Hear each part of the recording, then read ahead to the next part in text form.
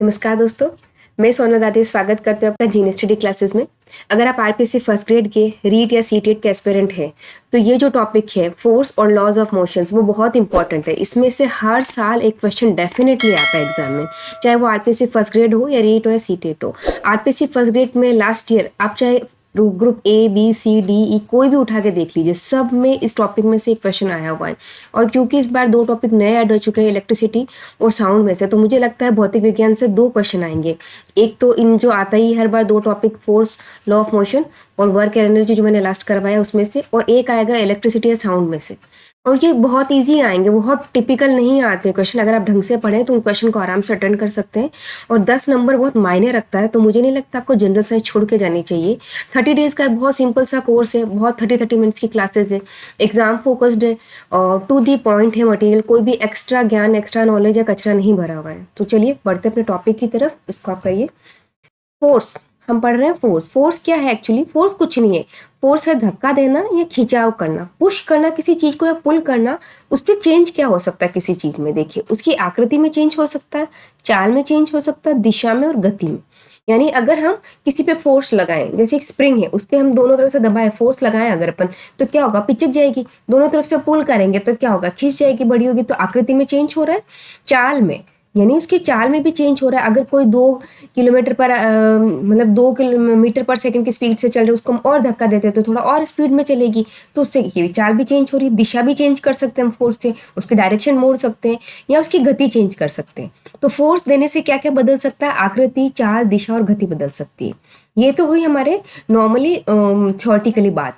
अब हम आते हैं फॉर्मूले पे। फॉर्मूला क्या है यहाँ पे? F is equal to M. बहुत इंपॉर्टेंट चीज ये देखिए, फोर्स लगाने पर क्या होता है? वस्तु त्वरित होती है। अब क्या है ये त्वरण? क्या है वस्तु का त्वरित होना? वो हम समझते हैं।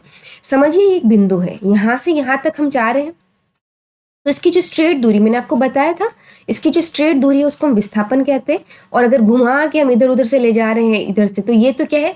दूरी है। बट ये यहां से यहां तक, उसको हम विस्थापन कहते हैं। स्ट्रेट दूरी किसी 2 बिंदुओं के बीच की, वो क्या होती है? विस्थापन। विस्थापन और दूरी में एक ही बात होती है कि वो स्ट्रेट दूरी होती है तो इसमें एक दिशा होती है। ठीक है, अब ये है विस्थापन। वैसे दिमाग में विस्थापन वर्ड रखो, पर ये रखो कि ये दूरी की ही बात हो रही है। विस्थापन वर्ड जहां भी आ रहा है, समझना ये दूरी की ही बात हो रही है, तो इजी रहेगा समझने के लिए आपसे। बस इसमें एक डायरेक्शन होती है। अब मेरी बात सुनिए, अगर हम कोई विस्थापन, कोई दूरी तय कर रहे हैं तो किसी चाल से तय करेंगे, किसी स्पीड से तय करेंगे। जैसे हम 50 किलोमीटर चले, ठीक है, अब 50 किलोमीटर हम कितने में चले? 50 किलोमीटर हम चले 1 घंटे में, तो 50 किलोमीटर पर आवर बोल देंगे। ये क्या है? स्पीड।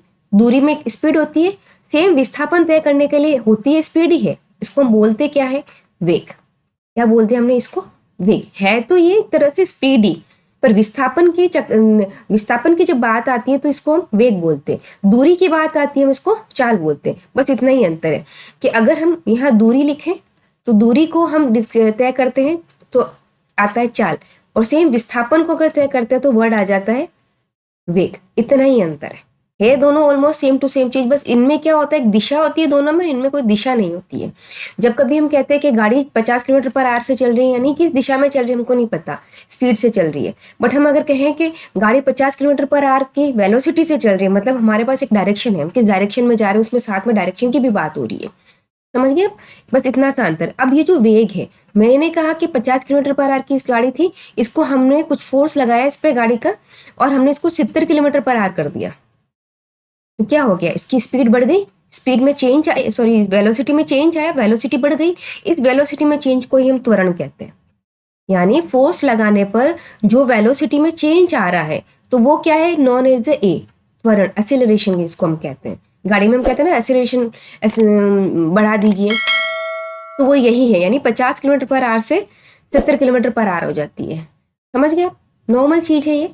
तो फोर्स इजिकल टू क्या होता है? M A. वैसे याद हम ऐसे रखते थे कि बल जो है ना, सबसे ज्यादा बल होता है माँ में, तो एफ इजिकल टू होता है माँ, एम ए।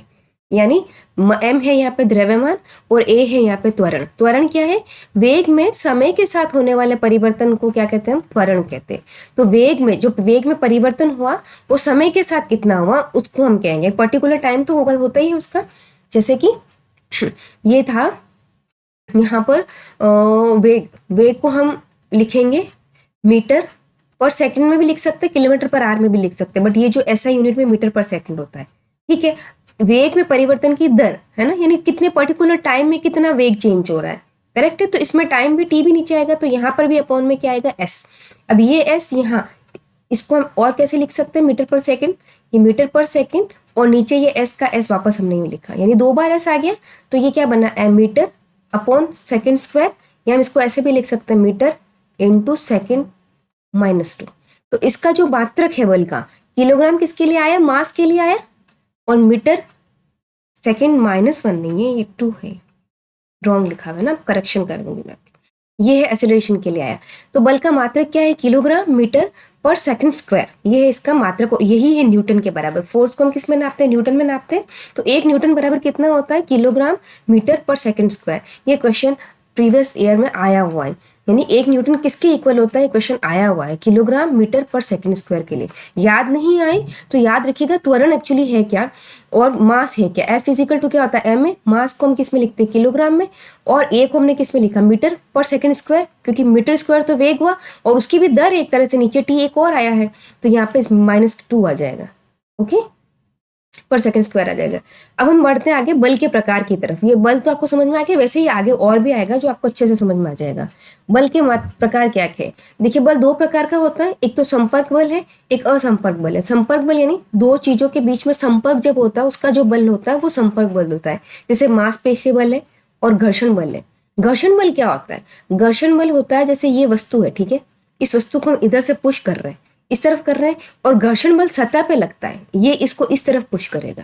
यानी घर्षण बल हमेशा गति के मोशन, उसके वस्तु की गति के विपरीत कार्य करता है, और ये सतह पे लगता है। यानी खुरदरी सतह क्या घर्षण बल क्या होगा, ज्यादा होगा, चिकनी सतह का घर्षण बल कम होगा। ऐसे ज्यादा क्यों होगा खुरदरी की सतह, क्योंकि वो फिसलने में इजी नहीं होता ना, कोई भी चीज खुरदरी सतह पे हम अगर फेंकते हैं तो मुश्किल से जाती है, यानी घर्षण बल ज्यादा है, उसको रोकने की ज्यादा कोशिश कर रहा है। और चिकनी सतह तो उसको रोकने की कोशिश नहीं करता, घर्षण बल ज्यादा कम लगता है, वो तो आराम से फिसलती है।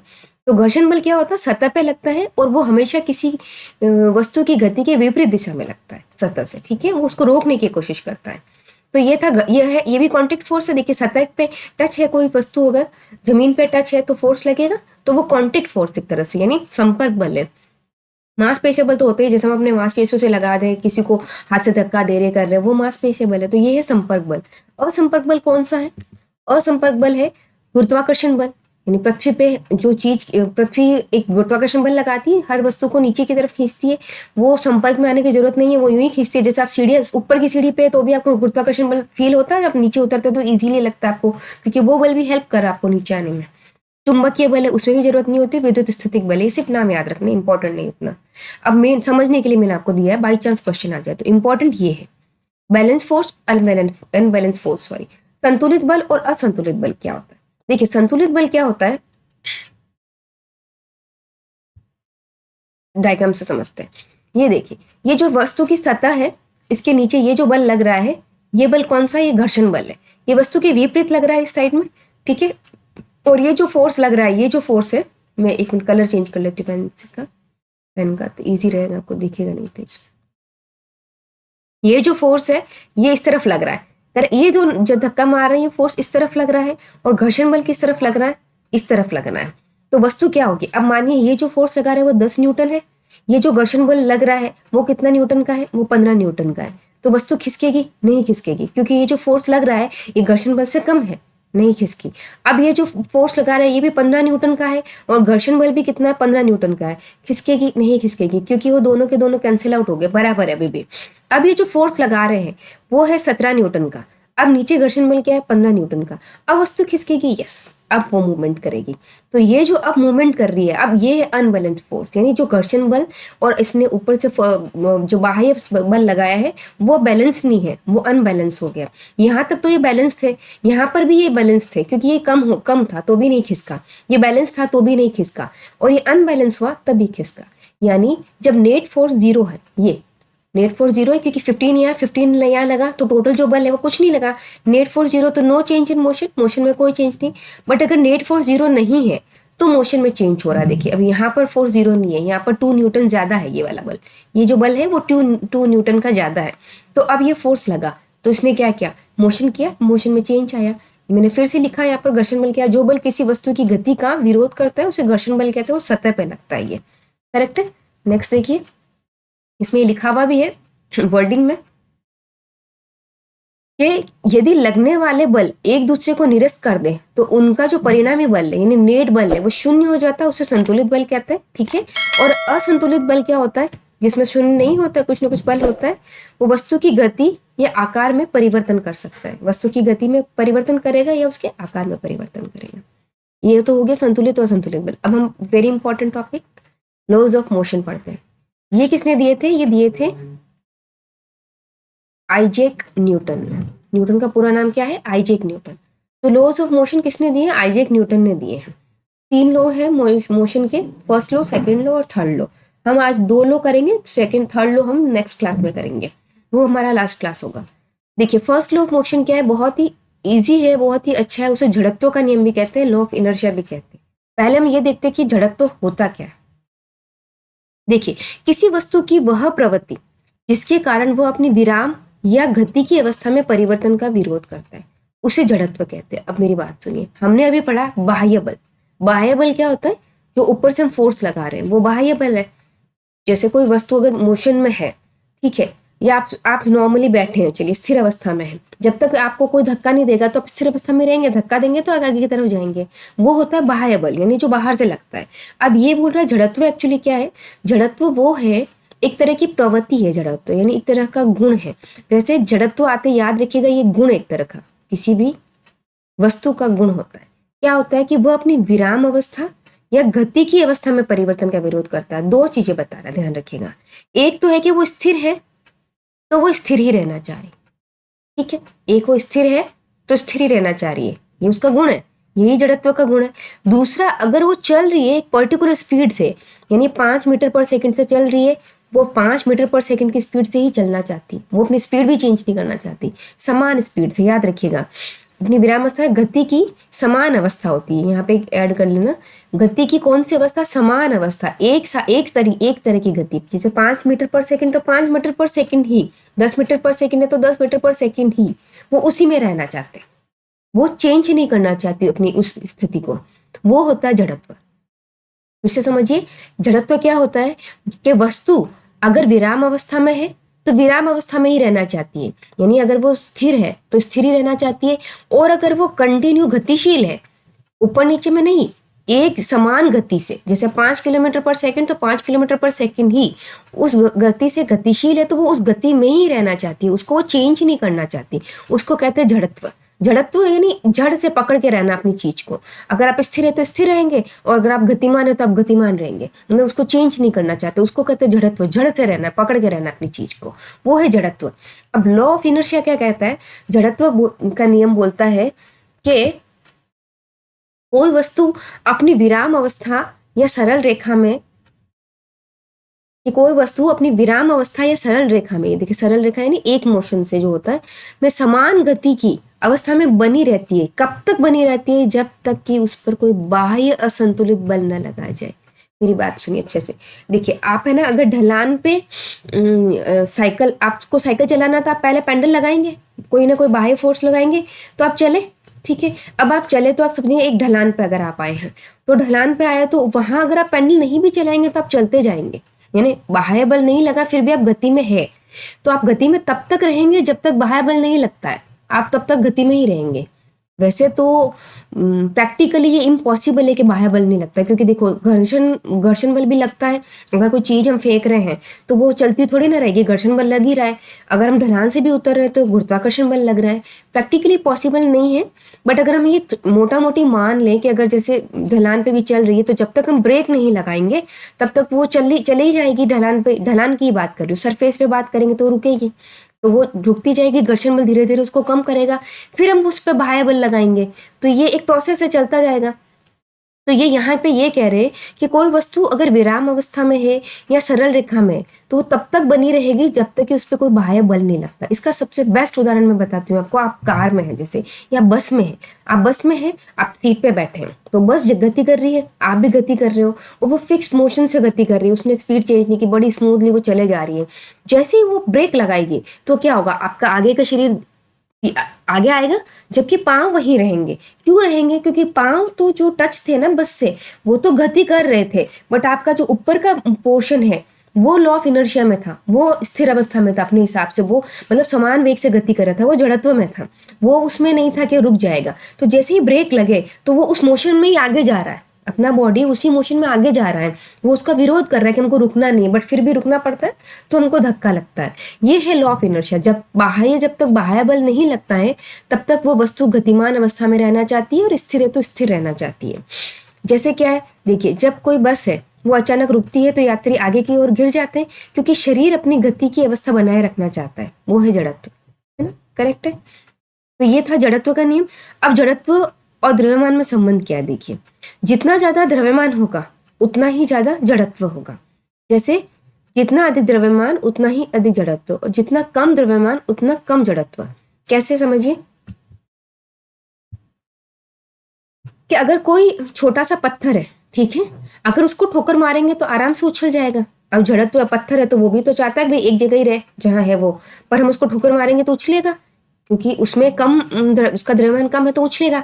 बट वही पत्थर अगर बहुत बड़ा हो और उसको आप ठोकर मारोगे तो क्या होगा, वो हिलेगा तक नहीं, क्योंकि उसका जड़त्व ज्यादा है। उसका जड़त्व ज्यादा है तो उसका द्रव्यमान ज्यादा है तो उसका जड़त्व ज्यादा है, यानी झड़ से पकड़ के खड़ा रहता है ना, जो जितना ज्यादा मोटा होगा उतना मुश्किल से हिलेगा। तो वैसे ही बात है कि अगर छोटा पत्थर उसको वो इजीली चला जाएगा, है ना, और जो बड़ा पत्थर होगा जो उसमें जड़त्व ज्यादा होगा, तो जितना ज्यादा द्रव्यमान उतना ज्यादा जड़त्व। ये तो बात थी स्थिर अवस्था की, यानी अगर पत्थर और ये स्थिर अवस्था में पड़े रहे। अब अगर मोशन में हो तो, यानी मोशन में भी तो जड़त्व ही कहलाता है, अगर एक समान गति से हो। तो जैसे अगर भरा हुआ ट्रक है, वो समान गति से चल रहा है, तो उसको रोकना होता है, उसका द्रव्यमान अधिक होता है तो उसको रोकना कठिन होता है, क्योंकि उसका जड़त्व ज्यादा हुआ। बट सेम अगर खाली गाड़ी है उसको आसानी से रोक सकते हैं, क्योंकि उसका द्रव्यमान कम है तो उसका जड़त्व कम है। जड़त्व क्या है, जो जैसे चल रहा है वो उसी चीज में रहना चाहता है। अगर वो मोशन में चल रही है गाड़ी तो वो मोशन में ही रहना चाहती है, अगर वो स्थिर है तो स्थिर रहना चाहती है, वो जड़त्व। तो जितना ज्यादा द्रव्यमान उतना ज्यादा जड़त्व। अगर कोई ट्रक चल रही है तो उसको रोकना है तो उसके जड़त्व के विपरीत काम करना पड़ेगा हमको, तो उसका जड़त्व क्या होगा, ज्यादा होगा, क्योंकि उसका द्रव्यमान ज्यादा है। तो याद रखिएगा, जिसका द्रव्यमान ज्यादा उसका जड़त्व ज्यादा, बस उतना ही याद रखना है आपको, वो हर जगह अप्लाई होता है। ठीक है, नेक्स्ट चलते हैं हम लोग। अब है गति का दूसरा नियम। अब है न्यूटन का सेकंड लॉ, यानी second law of motion, Newton का द्वितीय नियम गति का। इस नियम में मेन है संवेग और बल। ये दो अगर आप समझ लेंगे तो पूरा नियम भी समझ लेंगे। ये इस नियम से क्वेश्चन भी काफी आते हैं। पहला जो नियम था फर्स्ट लॉ, वो मैंने आपको बता दिया। अब हम सेकंड लॉ कर रहे हैं। सेकंड लॉ में है संवेग। संवेग एक्चुअली होता क्या है, संवेग कुछ नहीं है, इसमें वेग के साथ हम द्रव्यमान की भी बात करते हैं। यानी संवेग हमको ये बताता है कि कोई वस्तु कितनी स्पीड से जा रही है, उसकी गति की जो स्पीड है, गति की जो मात्रा है वो कितनी है, ये वस्तु की द्रव्यमान और वेग के गुणनफल के बराबर होती है। यानी जैसे कोई कह रहे हैं कि हम कोई भारी चीज है वो बहुत स्पीड से जा रही है, यानी उसका मोमेंटम क्या है, उसका संवेग क्या है, ज्यादा है। और वही कोई हल्की चीज है और धीरे वेग से जा रही है, यानी उसका मोमेंटम कम है। यानी जब मोमेंटम की बात, संवेग की बात आ रही है, इसका मतलब इसके साथ में क्या बात हो रही है, इसके द्रव्यमान की भी बात हो रही है। जैसे एक वस्तु 40 किलो की है, ठीक है, और वो 70 की स्पीड से जा रही है, 70 किलोमीटर पर आवर की स्पीड से जा रही है, यानी उसका मोमेंटम क्या है, मोमेंटम का मतलब, संवेग का मतलब ये बता रहा है कि वो किस स्पीड से जा रही है, उसकी मात्रा क्या है स्पीड की। वही अगर एक वस्तु 20 किलोग्राम की है और वो 50 किलोमीटर पर आवर की स्पीड से जा रही है, तो संवेग क्या बोल रहा है, संवेग बोल रहा है कि ये धीरे जा रही है और इसका भार भी कम है। संवेग किसी का कम है मतलब उसका द्रव्यमान कम है और उसकी स्पीड भी कम है। और अगर किसी का संवेग ज्यादा है, यानी वो द्रव्यमान भी बता रहा है, स्पीड के साथ साथ द्रव्यमान भी बता रहा है। संवेग किसी का ज्यादा मतलब उसका द्रव्यमान भी ज्यादा है, उसका वेग भी ज्यादा है। तो संवेग बेसिकली हमको क्या बता रहा है, वेग के साथ साथ उसका द्रव्यमान की भी बात होती है उसमें, वो होता है संवेग। तो संवेग क्या है, mv। अब फोर्स क्या था, फोर्स था मा ma, और जो संवेग है उसको p से लिखा तो वो क्या था, m, a की जगह था v। यहाँ पर ये अंतर है दोनों में, ठीक है, बल में और संवेग में। तो अब ये जो सेकंड लॉ है वो क्या बोलता है, सेकंड लॉ बोल रहा है कि किसी वस्तु के संवेग में परिवर्तन, यानी जो उसका संवेग है, एक तरह से संवेग है, संवेग की बात हो रही, मतलब उसके साथ वो मास बता रहा। बात दिमाग में फिर यही रखिए आप, बात वेग की ही हो रही है। जैसे त्वरण में क्या था, त्वरण में ये था कि वेग चेंज हो रहा है, किसी पर्टिकुलर टाइम के साथ बता रहे थे, वो वही त्वरण था। संवेग में है कि उसमें भी वेग जो बताएंगे, संवेग में परिवर्तन है, यानी संवेग वेग में परिवर्तन यहाँ पे भी बता रहे हैं, बस साथ में मास इंक्लूड किया हुआ इन्होंने, ठीक है। यानी संवेग में परिवर्तन है, किसी पर्टिकुलर मास का जो वेग था पहले वो 70 था और वो 90 हो गया, ये संवेग में परिवर्तन है। उस पर लगाए गए असंतुलित बाह्य बल के समानुपाती होता है और यह परिवर्तन बल की दिशा में होता है। बस यही है पूरा सेकंड लॉ। एक तरह से उसको समझते हैं हम क्या कह रहे हैं। सेकंड लॉ कैसे है ये देखिए, ये बोल रहा है कि जो संवेग में परिवर्तन है, ये संवेग में परिवर्तन है। ये देखिए, संवेग में परिवर्तन क्या था, p, जैसे एक संवेग है p1, वो ये है इनिशियल स्टार्टिंग वाला है ना, वो प्रारंभिक संवेग है समझ लीजिए, और ये है p2, वो अंतिम संवेग है। एक तरह से वो अंतिम संवेग है। तो संवेग अगर हम निकालते हैं परिवर्तन, तो अंतिम में से प्रारंभिक माइनस करेंगे, अपन यही करते हैं। तो अंतिम में से प्रारंभिक माइनस किया, या अपॉन में टी भी है, दर है। आपको मैंने बताया था, जब कभी दर की बात हो, संवेग में परिवर्तन की दर, या त्वरण में परिवर्तन, इसमें सॉरी कार्य में परिवर्तन की दर, या किसी भी चीज में परिवर्तन की दर की जब बात हो, तो नीचे अपॉन में या टी लगता है।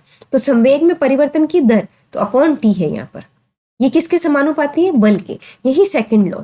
सेकंड लॉ क्या कह रहा है कि जो संवेग में परिवर्तन है, अंतिम संवेग माइनस प्रारंभिक संवेग में परिवर्तन की दर, यानी अपॉन में टी, ये बल के समानुपाती होता है।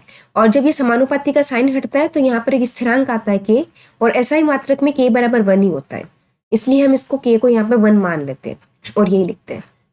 अब प्रारंभिक संवेग था, जैसे मैंने प्रारंभिक संवेग में क्या किया, इसको एम लिया, और प्रारंभिक संवेग के लिए मैंने इसको यू लिया वी की जगह, और अंतिम में मैंने फिर एम लिया और वी लिया। यानी एक ही द्रव्यमान तो उसका एक ही है, चेंज हो रहा है वो, है ना। पहले वो u था उसका वेग, उसके बाद उसका वेग v हो गया। तो हम क्या कर देंगे, M V minus M U, क्योंकि अंतिम है v और स्टार्टिंग क्या है u, तो एम वी माइनस क्या किया, एम यू किया, अपॉन टी किया, बराबर f। ये तो ये क्या है, M V minus M U upon T बराबर f। इसको ऐसे भी लिख सकते हैं हम, m कॉमन ले लिया और यहाँ पे v माइनस यू आ गया अपॉन टी, है ना, बराबर f है। तो अब इसमें कंक्लूजन क्या निकल रहा है इसका, कि जो फोर्स है, जो बल है, संवेग में परिवर्तन पर जो बल लगता है, वो समय पर भी निर्भर कर रहा है। अब इसमें ये देखिए, समय F अपॉन 1 लिख सकते हैं, नीचे कुछ नहीं है, तो ये दोनों अपोजिट एक दूसरे के। यानी संवेग में जब परिवर्तन हो रहा है, तो जो बल है वो ज्यादा लगेगा जब समय कम होगा, और कम होगा जब समय ज्यादा होगा। ये अपोजिट चलेंगे। कैसे चलेंगे, कि जैसे क्रिकेट की बॉल है, ठीक है, बॉल में चेंज होता है ना, हम उसको रोकने की कोशिश करते हैं, एकदम स्पीड से आ रही है और उसको हम कम कर रहे हैं, तो संवेग में परिवर्तन हो रहा है, उसका एक मास है। अब संवेग एक्चुअली क्या है, बॉल है, उसका मास है, हमने उसमें मास जोड़ा है, तो वो वेग ही स्पीड ही बता रहा है एक तरह से। तो बस उसमें मास हम अपने दिमाग में रखते हैं कि इसमें मास की भी बात में साथ में हो रही है, यानी द्रव्यमान की बात भी साथ में हो रही है, एम की, ठीक है। अब वो बॉल स्पीड से आ रही है, उसको हम रोकेंगे, तो जीरो वेग कर रहे हैं, तो वेग में चेंज कर रहे हैं, संवेग में चेंज कर रहे हैं हम। अब उसमें हम क्या करते हैं, हाथ को पीछे की तरफ ले जाते हैं, टी टाइम को बढ़ाते हैं। क्यों बढ़ाते हैं, ताकि हमारे हाथ पे जो फोर्स लगे वो कम लगे, हमें चोट ना लगे। तो जब संवेग में इसमें जो टाइम है वो बहुत इंपॉर्टेंट है। यहाँ पर जो बल लगता है, संवेग में परिवर्तन के टाइम जो बल लगता है, उसमें टाइम का बहुत इंपॉर्टेंट रोल है। अगर यहाँ पर टाइम कम है, यानी जो फोर्स लग रहा है वो क्या है, वो ज्यादा, टाइम अगर कम है तो फोर्स ज्यादा लगेगा, और टाइम ज्यादा है तो फोर्स कम लगेगा। इसीलिए जब हम कैच पकड़ते हैं ना, तो हाथ को थोड़ा पीछे ले जाते हैं, टाइम को और बढ़ाते हैं, ताकि हमारे हाथ पर चोट ना लगे। जब हम कूदते हैं ना, अगर और नीचे स्पंज बिछाते हैं, क्योंकि स्पंज से हम क्या करेंगे, और नीचे जाएंगे ना, थोड़ा टी टाइम और बढ़ जाएगा, तो उससे क्या होगा, हमको थोड़ी चोट कम लगेगी। ये एग्जाम्पल्स है ना। इसमें हम नीचे लिखा हुआ भी वो देख लेते हैं, कि जैसे ये क्या बोल रहे हैं, कंक्लूजन क्या है, कि टकराव का जो समय होता है, बढ़ाने पर लगने वाला बल कम हो जाता है। ये देखिए, अगर टी हम बढ़ा देंगे तो एफ फोर्स हमारे यहाँ पे कम लगेगा। जैसे खिलाड़ी गेंद पकड़ते समय अपने हाथों को पीछे की ओर ले खींचता है। क्यों खींचता है, क्योंकि उसको थोड़ा टी टाइम एक्स्ट्रा मिल जाता है। इसमें टकराव का समय बढ़ जाएगा, तो हाथों पे लगने वाला बल जो होता है वो कम होता है, तो इससे क्या होगा, चोट नहीं लगेगी और सुरक्षित रूप से हम गेंद पकड़ सकते हैं। ये तो हुआ बल के रिगार्डिंग टाइम की बात, ठीक है, क्योंकि ये अपोजिट थे। अब मैं उस टाइम को, ये देखिए, ये जो था M V minus M U upon T था, बराबर एफ टी था, सॉरी एफ था। तो ये मैंने फोर्स और टाइम की बात की, ठीक है। अब मैं अगर संवेग में परिवर्तन की और समय की बात करूं, यानी इस टी को मैं यहां भेज दूं इसके पास, तो ये वाला फॉर्मूला इस तरह बन जाएगा, टी मल्टीप्लाई, यहाँ डिवाइड में है तो यहाँ मल्टीप्लाई में आ जाएगा, इसके साथ ही इधर चला जाएगा। तो अब ये क्या बोल रहा है, ये बोल रहा है कि जो संवेग में परिवर्तन है, ये देखो, ये जो संवेग में परिवर्तन है, ये केवल बल पर निर्भर नहीं करता, ये समय पर भी निर्भर करता है। कैसे, कि अगर हम कोई गाड़ी है, ठीक है, उसको हम 1 मीटर पर सेकंड की स्पीड से हम उसको धक्का दे रहे हैं, है ना, हम उसको अगर धक्का दे रहे हैं, अब धक्का हम उसको बराबर दे रहे हैं, ठीक है, पर क्या एक बार से देने से वो स्टार्ट हो जाएगी? नहीं होगी। क्यों नहीं होगी? उसमें परिवर्तन नहीं होगा। क्यों नहीं होगा? क्योंकि उसमें टाइम का वैल्यू है, क्योंकि हम ज़्यादा देर से उसको धक्का देंगे अगर उस स्पीड से, तो वो गाड़ी स्टार्ट होगी। यानी जो संवेग में परिवर्तन हुआ सिर्फ बल पर निर्भर नहीं किया। बल तो हमने तब भी लगाया था जब जरा सा इसका खिसकाया, पर उसमें उतना ही बल हम लगाते गए बराबर बराबर, और वो थोड़े टाइम के लिए हमने लगाया तो गाड़ी स्टार्ट हो जाएगी। तो कहने का मतलब है जो संवेग में परिवर्तन है वो केवल बल पर नहीं निर्भर करता, वो समय पर भी निर्भर करता है। तो दो तरह से बात हुई कि संवेग में परिवर्तन है, ये फर्स्ट बात ये हुई कि संवेग में जो परिवर्तन होता है अगर उसमें हम टी टाइम बढ़ा दें तो बल हम कम लगेगा, या अगर टी कम हो तो बल ज़्यादा लगेगा। यही बात हम अगर इसके रिगार्डिंग करें कि संवेग में परिवर्तन की दर है, यानी ये बल और समय दोनों पर निर्भर करती है। दो फॉर्मूला, एक ही फॉर्मूला है पर दो तरह से मैंने बता दिया। अब देखिए क्वेश्चन कैसे भी पूछे, आपको फॉर्मूलों को समझना है। फॉर्मूला समझ गए ना तो लैंग्वेज में कोई भी क्वेश्चन आए आप गलत नहीं करेंगे कभी भी उसको। तो यहाँ समझ गए आप कि संवेग में परिवर्तन केवल बल के परिमाण पर निर्भर नहीं करता, बल्कि उस समय पर भी निर्भर करता है जितने समय तक हमने बल लगाया है। यानी गाड़ी पे हमने बल समझ लिया 10 न्यूटन लगाया, 1 सेकंड के लिए लगाया, गाड़ी स्टार्ट नहीं हुई ना। बट वही अगर इंजन में प्रॉब्लम होती है गाड़ी में, और अगर हम वही 10 न्यूटन का बल ही अगर 5 से 10 सेकंड के लिए आगे लगाएंगे तो गाड़ी स्टार्ट हो रही है। यानी जो संवेग में परिवर्तन हो रहा है वो टाइम और बल दोनों पर निर्भर करता है। दो बातें समझ में आ गई। पहली बात बल के रिगार्डिंग थी, दूसरी बात संवेग परिवर्तन के रिगार्डिंग थी। करना है क्या, फॉर्मूले से ही समझना है आपको। इस फॉर्मूला और ये फॉर्मूला समझा आपने, फॉर्मूले से ही है, ठीक है। आगे चलते हैं अपन। देखिए अब इसमें क्या आया, ये वाला फॉर्मूला क्या था, M V minus U, V minus M U upon T था, बराबर क्या था, एफ था। अब इसमें एम कॉमन ले लिया मैंने, ये यहाँ पर, तो बचा क्या, V minus U upon T. और आपको पता होना चाहिए कि जो त्वरण हमने पढ़ा था, त्वरण क्या था, वेग में परिवर्तन था, तो यही वेग है, अंतिम स्टार्टिंग परिवर्तन की दर था। एक तरह से वेग में परिवर्तन की दर यानी पर्टिकुलर किस टाइम में हो रहा है वो क्या था, त्वरण था। मैंने क्या बोला कि अगर स्पीड में चेंज हो रहा है कुछ टाइम में, पर्टिकुलर टाइम में, उस गिवन टाइम में, वो त्वरण होता है। तो यही त्वरण था। यानी इसकी जगह मैंने क्या लिख दिया यहाँ पर, इसकी जगह मैंने लिखा ए, तो एफ बराबर क्या, एम है। यानी सेकंड लॉ जो है वो इसको डिराइव भी करता है, फॉर्मूले को डेरिवेटिव, जब हम डेरिवेशन करते हैं तो डिराइवेशन भी कर रहा है कि एफ इजिकल टू क्या होता है, एम ए। और सेम मैंने आपको बताया था किलोग्राम मीटर, या देखिए यहाँ मैंने सही लिखा है ना, मीटर पर सेकंड स्क्वायर, ये इसका मात्रक है, और ये किसके बराबर होता है, 1 न्यूटन के बराबर होता है। अब इसमें हमने ये ए एक्सेलरेशन निकाला ना, त्वरण, इसलिए हम इसको क्या कहते हैं, त्वरण का नियम भी कहते हैं, सेकंड नियम को। एम एफ इजिकल टू क्या है, एम। तो एफ इजिकल टू जो एम ए है, इससे हम एक कंक्लूजन और भी निकाल सकते हैं।